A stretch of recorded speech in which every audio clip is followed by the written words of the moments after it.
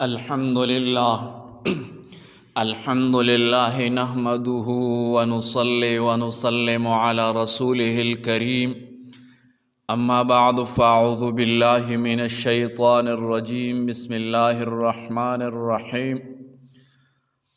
آج کا موضوع ہمارا ایمان کی قوت پر ہے۔ ایمان انسان کی روحانی زندگی کا ستون ہے۔ یہ وہ روشنی ہے جو دل کی تاریکی کو مٹا دیتی ہے۔ وہ طاقت ہے جو انسان کو مایوسی، خوف اور کمزوری سے نکال کر امید، ہمت اور یقین کے راستے پر ڈال دیتی ہے۔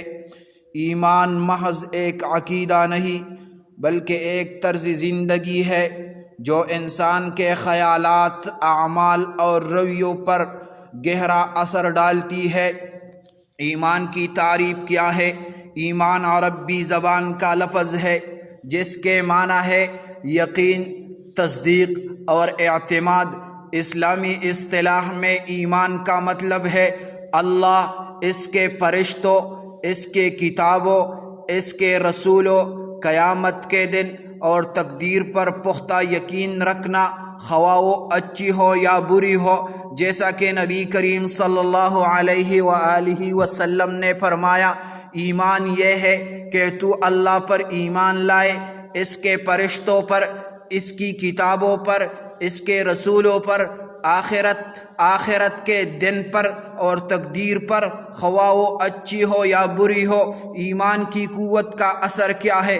روحانی طاقت کا سرچشمہ ہے۔ ایمان انسان کو اندرونی سکون عطا کرتا ہے۔ جب دنیا کی سختیاں انسان کو مایوس کر دیتی ہے تو ایمان سے اللہ کی رحمت کی امید دلاتا ہے۔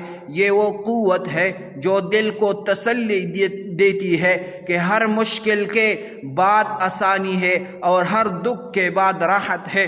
صبر اور استقامت کی بنیاد کیا ہے؟ ایمان انسان کو صبر کرنا سکھاتا ہے۔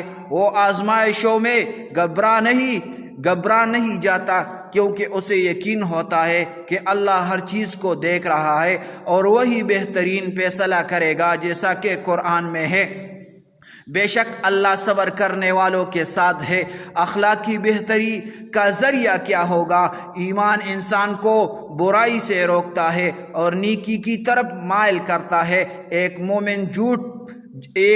مومن جھوٹ، فریب، حسد اور تکبر سے بچتا ہے کیونکہ اسے یقین ہوتا ہے کہ اللہ ہر چیز سے واقف ہے۔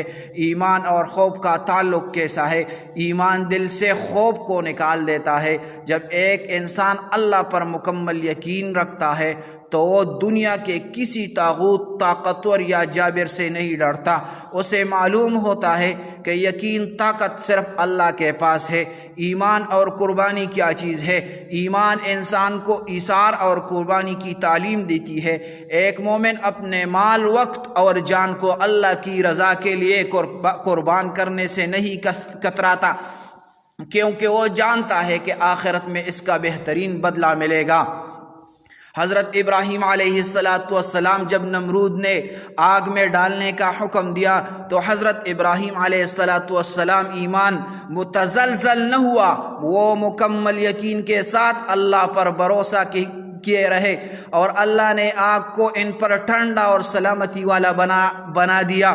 حضرت موسیٰ علیہ السلام فرعون کے لشکر کے تعاقب کے وقت جب بنی اسرائیل مایوس ہو گئے تو حضرت موسیٰ علیہ السلام نے فرمایا، ہرگز نہیں، بے شک میرے ساتھ میرا رب ہے، وہ ضرور مجھے راستہ دکھائے گا۔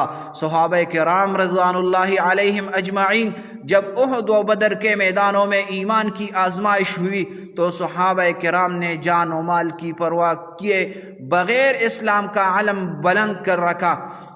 آج کے دور میں ایمان کی قوت کمزور پڑتی جا رہی ہے کیونکہ دنیا کی محبت، نفسانی خواہشات اور سوشل میڈیا جیسے فتنوں نے انسان کو دین سے دور کر دیا۔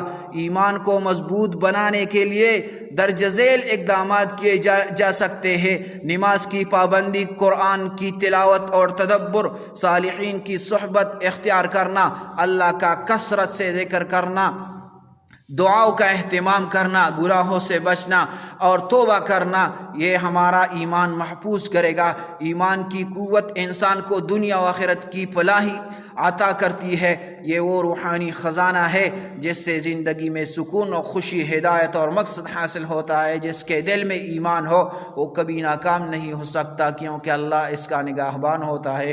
وما علینا الا البلاغ۔